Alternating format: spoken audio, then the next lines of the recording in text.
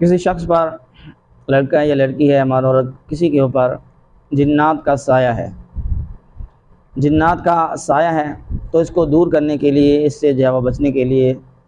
قرآنی جو وظیفہ ہے وہ یہ ہے کہ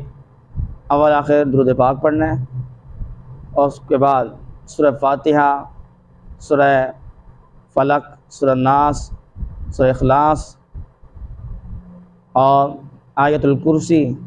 اور سورہ بقرہ کی آخری جو ہے وہ 2 آیات، یہ تمام آیات اور تمام صورتیں جو ہے وہ ان کو 3 مرتبہ پڑھ کر